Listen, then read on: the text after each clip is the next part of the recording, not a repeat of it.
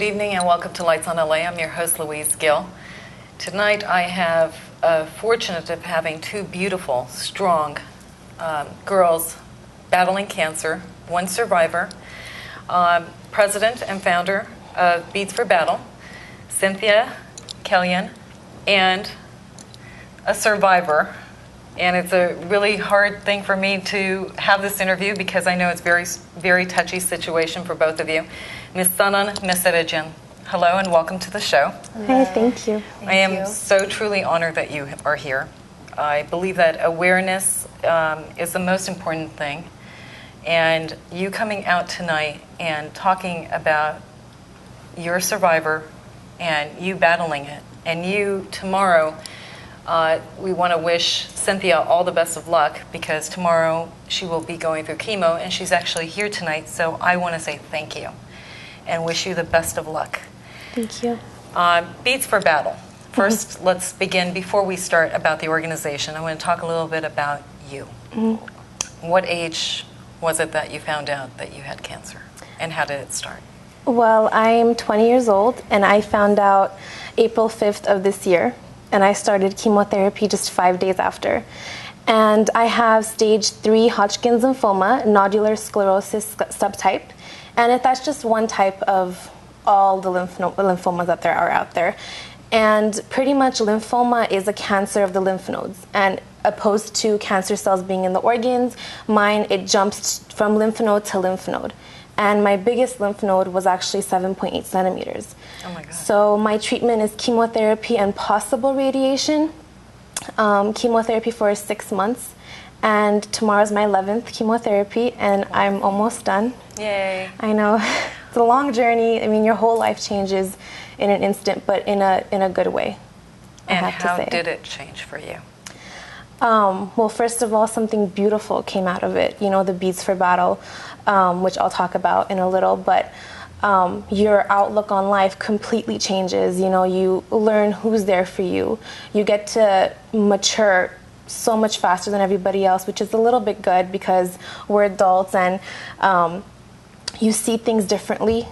You appreciate life. Appreciate, like, waking up every day, you know? So I'm very thankful for everything. Like, it's a blessing for me.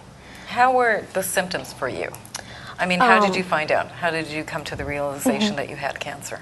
I had a pain for about 2 months that I kind of just shoot off. And it was a severe lower back pain. And I went to doctors, and they pretty much told me that it's just an inflammation and it would go away with medication. And during this time, Sanan was diagnosed, and she was battling cancer. And she was actually my inspiration because of her, I went to many doctors. And after numerous scans, mainly because of my insurance, it turned out positive for Hodgkin's lymphoma. You were saying about insurance, very much curious. Did they give you a hard time? Most definitely. The reason I was in the hospital for that entire week was because my insurance denied me. They denied my scans. They told me pretty much to do all these other scans in order for me to do one scan. And up until my 6th chemo, which is my midpoint, I needed a scan to see if my chemo was working, because if it's not, I need to change the regimen. And they denied me to the point where my doctor had to call the insurance, and fighting for hours. They hung up on his face. And then I had to hire a lawyer, and we pretty much found the protocols which said that I need the scan. And then they eventually approved me. But that was an extra headache that I didn't need, especially going through what I'm going through. Well, of course, insurance is, like I said again, awareness is really important. Definitely, and it's very important to follow up. And it's very important to extremely be cautious. It's awareness. And coming to you, Sanan, you're a relative of CYNTHIA. Third cousins. Third cousin. And I am so happy for you. A recent survivor. Recent meaning how recent? Well, my last chemo finished March 28. So, and then I turned 21 April 15. So, very recent. And if you don't mind me asking, what kind of cancer did you have and when did it start? It was called Ewing sarcoma. It's a bone cancer, and it's a very rare cancer because it's called a childhood cancer, and it's a chromosomal thing in your body. So chromosomes switch or fuse, and that's how it's generated in your body. And if you don't get it between the ages of 10 and 20, then you won't possibly get it throughout your life. It was in my body when I was 19. And I played basketball, so I thought I had pulled a muscle in my hip while practicing. So I kept going to chiropractors, physical therapy. I swam a lot. The pain came and went, but it was severe pain in my hip that would shoot down to my feet, my lower back, pressuring nerves. And then I got a benign tumor in my arm, so I was able to go and check it out. And I asked the doctor about my hip as well. And he did an MRI, and he said that there is something there, but I do want to biopsy it. So when I did biopsy, it came out to be stage 2 Ewing sarcoma, but it was only in my hip. It hadn't spread anywhere else, and it was 10 centimeters. Oh my goodness. So it was pretty big. That's why I had so much pain. And you went through And chemo? I went through chemo. I had chemo with the radiation, 25 sessions. Then I had 2 big surgeries to remove it off my bone. Then I had chemo as well after. And right now I'm on a maintenance plan where I get injections 5 times a week just to create like a stable environment in my body, just as a precaution. And how has this changed your life?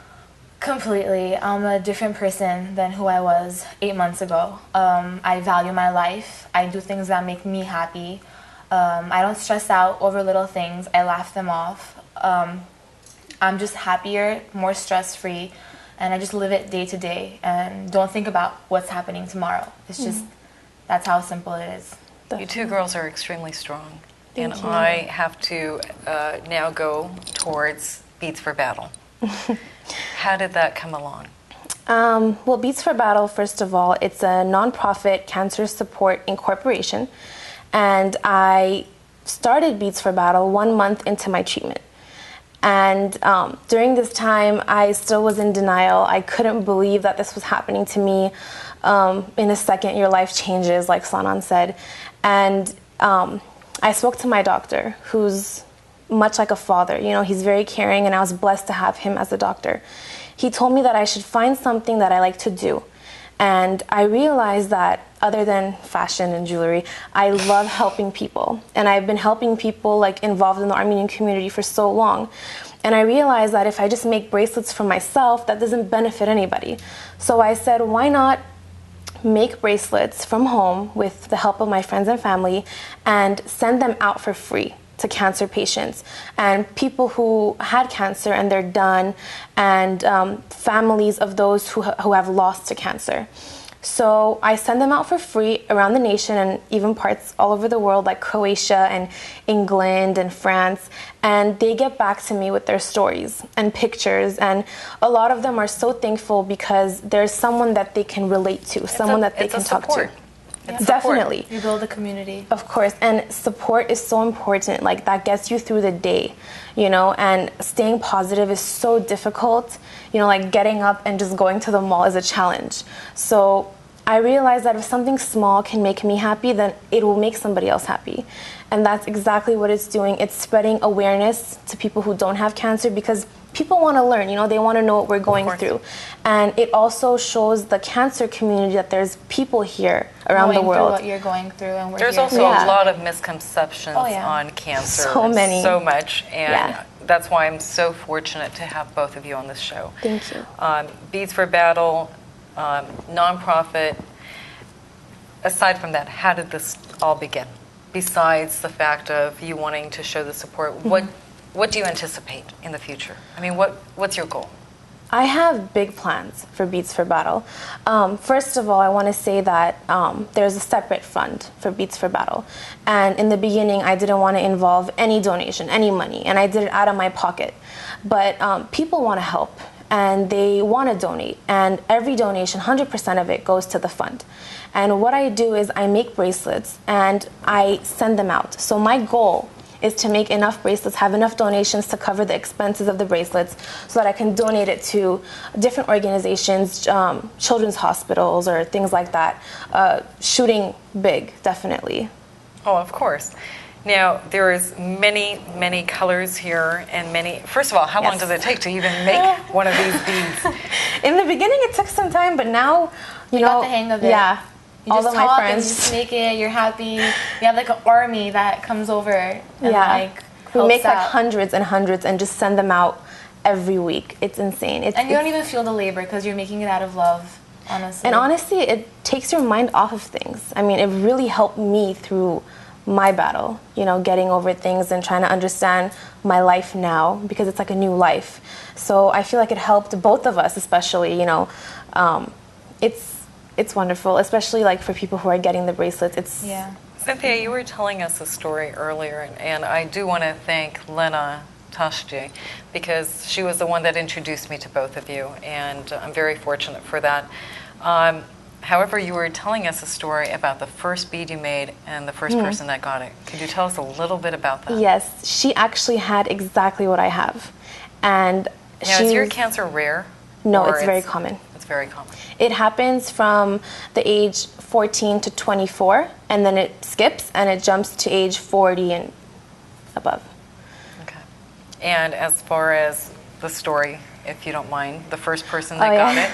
The first person that got it contacted me through Twitter, and she wasn't from here, she was out of state, and she had exactly what I have, and she opened up to me, and she said that she was waiting for somebody to talk to. And she said, even though she doesn't know me, she feels connected.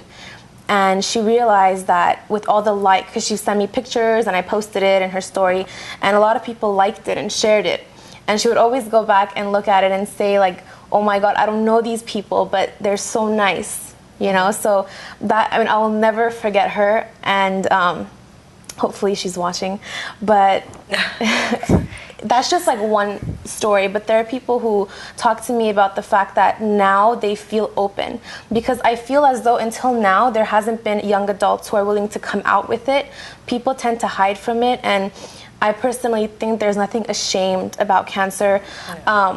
The people that I've met who have cancer, who have battled cancer, are the most powerful people, strongest people who deserve to be heard.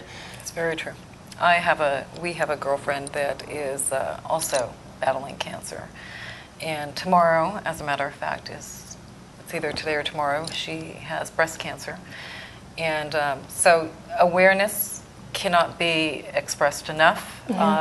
Knowing exactly what a person is going through, the support system is really important. I'm sure your families are very supportive, your Family, friends. friends. It was honestly half the battle is already mental, but the other half, it's like they kind of hold you up and never let you fall. Even when you want to, you don't have a choice. It's honestly the day you get diagnosed, it's only uphill. You can't ever look down. Well, I'm here at this show with you two, and I feel your strength, and you guys are both extremely strong. And I was wondering, I mean, what should I say? Should I not mention certain things? Because I know it's very delicate, and I know it's touchy, and I know it gets to people, but you two are extremely strong. And I'm extremely honored. A little bit more about any celebrities, which I know that there is, but I would like everybody to hear. There's actually two so far. The first one is Mr. Chow from The Hangover, Dr. Ken Jeong, and I sent it to him because his wife battled breast cancer, and he is such a sweet guy. He messaged me back, he sent me an email saying he was so grateful for the fact that